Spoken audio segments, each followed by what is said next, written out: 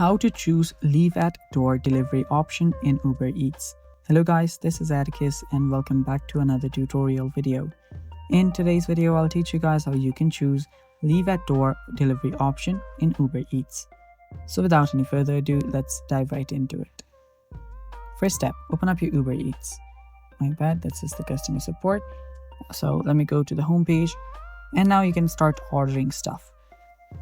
So just go to any order that you like, add it to basket if you want to. I'll just go to this basket, and after you do that, tap on go to checkout.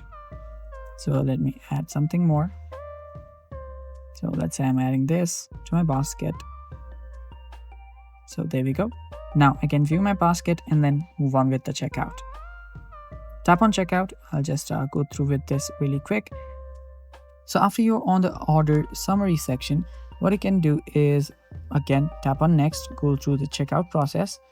If you want to save that, you can save that as well. And after you go to the delivery preference section, that is right after this one, what you can do is you can choose the leave at door option.